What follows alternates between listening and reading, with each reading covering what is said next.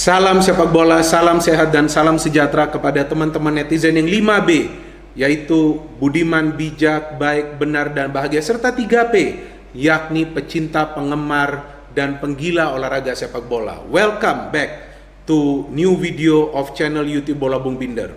Sebelumnya saya ada upload video tentang progres dari tim nasional Indonesia U19, dan kali ini saya akan membahas tentang dua pertandingan dari English Premier League. Dua pertandingan yang melibatkan dua tim dari satu kota, Manchester City dan juga Manchester United, karena banyak request nih dari teman-teman agar saya membahas tentang pertandingan perdana Manchester City dan juga Manchester United. Ya, saya jadikan satu aja lah di satu video karena tidak perlu bertele-tele untuk kita menjelaskan performa dari kedua tim. Yang penting adalah to the point saja. Nah, coming to the point, saya ingin memberikan gambaran tentang permainan Manchester City di first game mereka yang saya nilai inilah gambaran tim yang bisa menjadi juara. Saya katakan bisa menjadi juara, belum tentu, artinya potensinya ada untuk menjadi juara English Premier League musim ini. Karena dilihat dari cara permainan Manchester City, balance-nya ini terlihat jelas antara menyerang dan juga bertahan. Gap di lini tengah juga tidak terlihat. Gap artinya jarak antara lini tengah dan juga lini serang. Sehingga kita lihat bagaimana para pemain Wolves yang mencoba untuk menekan dengan counter attack mereka yang cepat, yang bisa mereka manfaatkan musim lalu untuk mengalahkan City di dua pertandingan English Premier League, tidak terlihat dalam pertandingan ini. Apa perubahan yang dilakukan oleh Pep Guardiola? Sebetulnya saya pada saat melihat line up City, pada saat saya nonton pertandingan ini dini hari tadi, karena saya justru ingin melihat apakah City ini bisa survive atau enggak nih di first game. Setelah kita tahu bahwa Manchester United kalahkan di first game mereka melawan Palace. Ini menarik untuk saya tunggu. Dan juga lawannya adalah Wolves, yang tadi sudah saya sebutkan mengalahkan City di dua game Premier League musim lalu. Dan saya melihat bahwa ini sebuah line up yang sebetulnya jika saya fan City akan mengkhawatirkan bagi saya. John Stones, Nathan Ake di center back.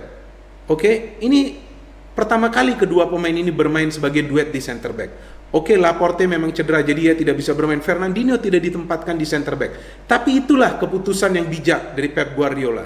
Dan saya beberapa kali saat menganalisa permainan City, saya selalu jelaskan bahwa Fernandinho lamban di center of defense because he is not a pure central defender. Oke, ada pemain yang ditempatkan dari gelandang bertahan ke center back, tapi pemain tersebut perlu memiliki kecepatan. Fernandinho is a slow player karena ia pemain yang mengandalkan visi. Ia lebih banyak memberikan passing dan sesekali maju ke depan atau menutup area di lini tengah. Pemain ini daya jelajahnya tinggi, tapi kemampuan untuk tackling apalagi untuk melakukan intercept ini tidak sebaik pemain-pemain lain yang berada di posisi tersebut di Manchester City. So Ake and Stones, new duet, tapi mereka bermain rapi. Memang tidak perfect, tidak akan bisa perfect langsung. Ini adalah new combination. Tapi paling tidak ada dua fullback, yaitu Mendy dan juga Walker berkali-kali melakukan covering. Jadi aman-aman saja nih defense dari Manchester City. Ederson bermain baik, saya kira ia melakukan satu save saja ya, yang hampir tercipta gol. Gol dari Jimenez tidak bisa kita salahkan Ederson juga, ia sudah berupaya untuk melakukan save, tapi sundulan yang keras dari Jimenez membuat ia mampu mencetak gol untuk memperkecil ketertinggalan sementara itu. Dan kalau kita melihat di lini tengah City, ini juga cukup mengagumkan nih teman-teman. Saya perlu melihat line up-nya lagi biar saya tidak salah. Ya, kita melihat ada Rodri, Fernandinho, kemudian Raheem Sterling, De Bruyne, dan juga Phil Foden di depan dua pemain ini. Gabriel Jesus sebagai single striker. Tapi coba Anda lihat bagaimana tiga pemain di belakang Jesus ini bekerjanya frontal. Artinya apa? Sterling maju, Foden juga maju, Jesus maju, tapi De Bruyne tetap berada di tengah. Namun pada saat De Bruyne maju, kita lihat Foden turun ke tengah. Jadi disinilah kita melihat ada balance juga pada saat mengandalkan 4 pemain untuk menyerang. Jadi ada satu pemain yang turun sedikit ke tengah juga untuk mencoba untuk menghalangi pemain Wolves jika saja mereka coba melakukan counter. Dan itu yang terlihat kan teman-teman. Kita lihat pada saat penalti bagi Manchester City, siapa yang berikan umpan? Foden yang berikan umpan kepada De Bruyne dan De Bruyne dilanggar. Jadi kita lihat di sana juga bagaimana permainan dari City ini menarik untuk disaksikan karena mereka bermain rapi, bermain benar, bukan hanya bermain indah. Dan kita lihat kemudian bagaimana Raheem Sterling juga memberikan umpan kepada Foden yang mencetak Gol kedua bagi City juga kita lihat combination play yang baik, di mana Foden masuk ke tengah dan Sterling memberikan umpannya, dan gol ketiga dari Gabriel Jesus adalah umpan dari De Bruyne. Jadi kita bisa melihat bagaimana pemain-pemain yang diturunkan oleh Pep Guardiola ini yang juga bukan selalu menjadi starter di setiap pertandingannya, tapi bisa menjalankan perannya dengan baik dan benar. Artinya apa? Konsep of the play itu sangat penting dipahami oleh para pemain yang akan turun sebagai starter. Dan Pep Guardiola memang sudah berhasil sejak beberapa musim lalu untuk menerapkan konsep of play ini. Cuman yang menjadi persoalan ini kan di defense. Sekarang sudah ada pemain baru, Nathan Ake. Nanti Laporte akan masuk juga. Ya, kita harapkan juga Mendy akan bertahan di posisi back kiri, karena saya pernah menjelaskan Mendy ini pemain yang bisa diandalkan di posisi full back kiri, kemampuan bertahan dan menyerangnya bagus, asalkan ia tetap bisa fit. Kyle Walker juga agresif, dan kita masih menunggu Ferran Torres, how will he play? Ya, ia masuk sebentar saja, tapi kita tidak bisa menilai penampilannya, hanya beberapa menit. Dan yang menarik teman-teman, only one change by Pep Guardiola, right? Dia menarik Raheem Sterling dan memainkan Ferran Torres. Padahal bisa saja ia mengganti 3 atau 4 pemain, tapi enggak. City were in total control of the game. Mereka possession lebih banyak, mereka menciptakan peluang lebih banyak, tapi ada hasilnya, yaitu kemenangan. Bagaimana kemenangannya? Yaitu efektivitas dalam urusan menyerang, solid dalam urusan bertahan. City bisa menang meyakinkan dengan skor 1-3 away, tapi Manchester United, tim yang juga berasal dari kota yang sama, Manchester, kalah dengan skor yang sama 1-3, tapi di kandang sendiri mereka kalah ya, melawan Crystal Palace. Jadi kalau teman-teman melihat live score nih, ini 1-3 ini ada muncul 2 kali. 1-3 MU 1, Crystal Palace 3, 1-3 Wolverhampton Wanderers 1, Manchester City 3. Ini yang membuat saya menarik untuk membahas kedua pertandingan tersebut. Jadi Manchester United pada saat saya menyaksikan pertandingan mereka melawan Crystal Palace, saya mengatakan sejujurnya, ya, penilaian saya dalam video ini, bahwa para pemain ini tampak seperti tidak bergairah, tidak memiliki passion untuk membela klubnya. Mana fighting spirit dari para pemain Manchester United yang kita lihat sebelumnya, yakni di menjelang akhir musim lalu Premier League dan juga pada saat mereka bermain di Europa League. Mereka selalu mendominasi permainan, mereka bisa menciptakan banyak peluang on target. Saya berbicara on target. Ada hasil akhirnya, yakni gol yang bisa dihasilkan apakah itu oleh Bruno Fernandes, Mason Greenwood, Marcus Rashford, atau juga Martial, bahkan Paul Pogba juga diharapkan bisa mencetak gol meskipun tidak banyak. Oke, defensive line tetap mengkhawatirkan. The problem is Manchester United tidak membenahi lini pertahanan mereka dengan menambahkan minimal 1 pemain di center back. Itu yang selalu saya sebut. Oke, mereka tidak bisa membeli pemain di center back. How about one of the fullback? Saya melihat bahwa Mensah bermain buruk, apalagi Luke Shaw yang hanya bisa terbang sana terbang sini dengan tacklingnya, ya. Dan kalau kita melihat proses gol yang dihasilkan oleh Crystal Palace adalah terlihat bagaimana ada jarak di antara para pemain di defense dan juga para pemain di tengah, yakni di posisi defensive midfield, right? Karena kalau kita melihat formasi yang diturunkan MU, saya perlu melihat lagi line up dari MU ya teman-teman ya, karena saya tidak hafal. Nah ini juga sama nih, 4-2-3-1 seperti City, right? So ada 2 pemain yang berada di depan lini pertahanan. Bukan berarti mereka harus melapisi, no. Tapi pada saat ada transisi dari menyerang ke bertahan, paling tidak ada 1 pemain kan biasanya yang turun. Tapi kita lihat bahwa para pemain Crystal Palace ini bisa berhadapan langsung dengan defense dari Manchester United. Bagus saja kalau defense dari Manchester United ini rapi, tapi kan kacau balau, kocar kacir, pontang panting. Dan begitu banyak upaya dari para pemain MU ini coba mereka lakukan dari luar kotak penalti. Ini berbeda sekali dengan Manchester United yang kita lihat penampilannya di paruh kedua musim lalu ya. Begitu banyak gol yang bisa mereka hasilkan dari dalam kotak penalti pertahanan tim lawan. And then mana nih peran dari Bruno Fernandes? Teman-teman banyak yang tidak suka ketika saya mengatakan bahwa Bruno Fernandes ini perlu ada pelapisnya. Ya mungkin tidak sehebat Bruno Fernandes, tapi yang memberikan kompetisi lah bagi Bruno Fernandes. Dan sebetulnya kan sudah ada Van de Beek yang didatangkan. Ya kenapa saya jelaskan seperti itu? Karena jangan sampai Bruno ini gede kepala. Saya masih ingat di pertandingan Europa League pada saat Bruno Fernandes ini menegur dengan keras kepada Lindelof. That is not his authority. Ia masih pemain baru. Tapi memang dia lagi bermainnya bagus, dia berkontribusi besar bagi MU. Mungkin ia anggap bahwa ialah bosnya. Dan terlihat kan pada pertandingan melawan Crystal Palace seperti mungkin anggap remeh. Mainnya coba terlalu cantik. Ada diving-diving yang ia lakukan juga.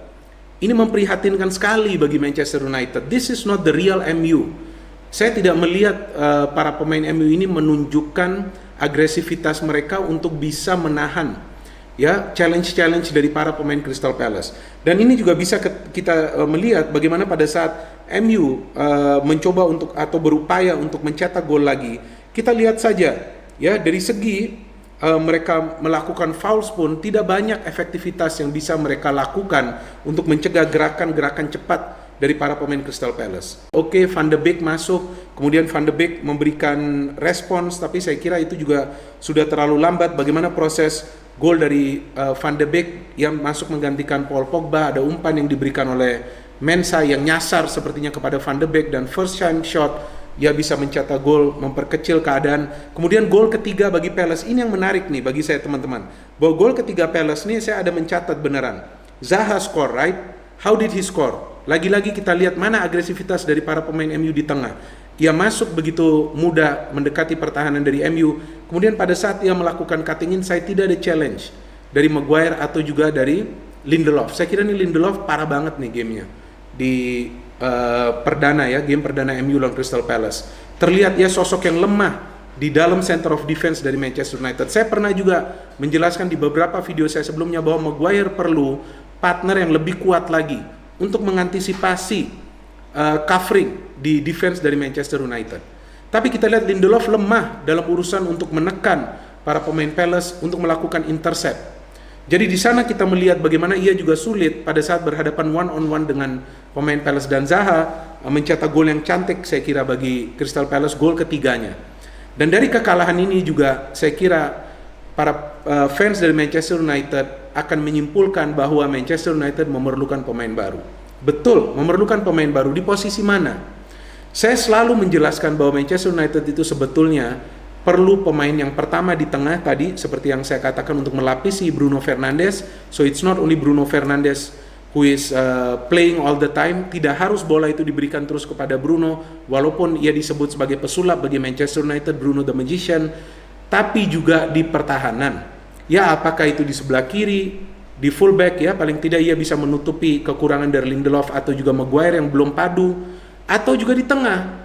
Hampir saja tadinya kan mereka mendapati Reguilon yang sudah saya jelaskan di video saya jika Sergio ke Manchester United. Tapi justru mereka tidak bisa menyelesaikan proses transfer dari Reguilon. Kabarnya ya, ini kabarnya mereka tidak ingin membeli dengan harga yang ditetapkan oleh Real Madrid, sehingga Reguilon bergabung ke Tottenham Hotspur. Ya, jadi saya juga tidak tahu nih kekalahan ini seperti apa nanti impactnya ke Ole Gunnar Solskjaer. Memang ini adalah first game, tapi ini adalah first game di kandang sendiri melawan tim lemah. Ya kan, apa susahnya sebetulnya bagi Manchester United untuk mempertahankan form mereka seperti menjelang akhir musim lalu. Kan break juga tidak lama. Tapi kita lihat dominasi dari Manchester United dalam game ini tidak diimbangi oleh sinkronisasi serangan dari para pemain MU dan juga dari koordinasi pertahanan. Saya tidak mengerti juga tuh Daniel James kenapa dimainkan dari awal.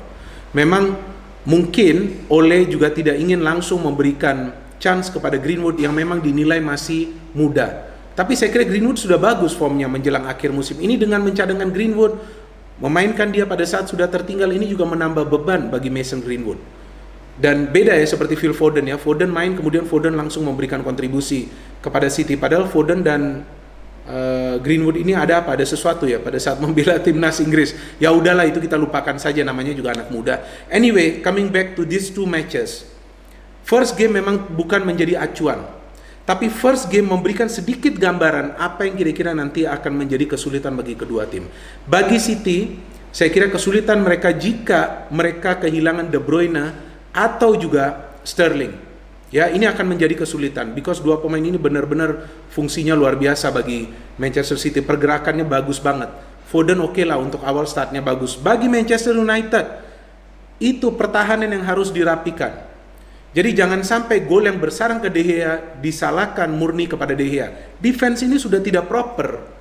Ya, jadi disitulah kita lihat pada saat memang ada sebuah kekurangan, manajemen harus segera menambal kekurangan tersebut, ya tentu dengan tambahan amunisi, ya agar pelatih juga bisa mengisi kekosongan tersebut dengan amunisi yang tepat. Ini kan sama aja. Ketika kita makan, kita merasa ada yang kurang, apa? Sambal, ya lu tambahkan sambal. Jadi enak kan makanan tersebut. No hate, only football, salam sepak bola.